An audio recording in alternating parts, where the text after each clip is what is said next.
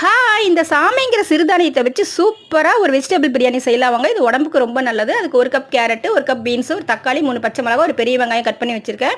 ஒரு கைப்பிடி soya chunks சுடுதண்ணியில் போட்டு புளிஞ்சு எடுத்து வச்சாச்சு. கொஞ்சம் புதினா தழை, கொத்தமல்லி தழை எடுத்து வச்சாச்சு. 50 கிராம் சுண்டலை வேக வச்சு தண்ணியோட இறக்கி வச்சாச்சு. இப்போ இஞ்சி பூண்டு பேஸ்ட்டு 1 டேபிள் ஸ்பூன் அரைச்சி வச்சாச்சு. ஒரு குக்கரில் 2 ஸ்பூன் எண்ணெய் விட்டு 2 பட்டை 3 கிராம்பு போட்டு பொரிஞ்ச பிறகு இந்த வெங்காயம் இது கூட 1 டேபிள் ஸ்பூன் இஞ்சி பூண்டு பேஸ்ட் போட்டு நல்லா வதக்கிக்கலாங்க. இப்போ இந்த பச்சை மிளகா, தக்காளி எல்லாத்தையும் போட்டு வதக்கி விட்டுட்டு தேவையான அளவு கல்லுப்பு, கொஞ்சம் மஞ்சத்தூள், கொஞ்சம் மிளகாத்தூள் போட்டு நல்லா வதக்கிக்கலாம். இப்போ இந்த கேரட்டு, பீன்ஸு, சோயா சங்க்ஸு, இந்த சுண்டல் எல்லாத்தையும் போட்டு நல்லா வதக்கிக்கலாங்க. வதக்கி விட்டுட்டு நான் கொஞ்சம் புதினா தழை சேர்த்து அதையும் நல்லா வதக்கிக்கலாம்.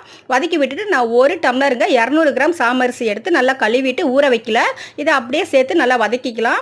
இப்போ இந்த சுண்டல் வேக வச்ச தண்ணியோடு சேர்த்து 1 டம்ளர் சாமரிசிக்கு 3 டம்ளர் நம்ம தண்ணி வைக்கலாம். வச்சுட்டு அரை எலுமிச்சம்பழத்தை புளிஞ்சு விட்டு கொத்தமல்லி தலையை போட்டு 2 விசில் மட்டும் விடுங்க. சூப்பராக இருக்கும். இந்த பிரியாணி உடம்புக்கு ரொம்ப நல்லது. இது பிடிச்சிருந்தா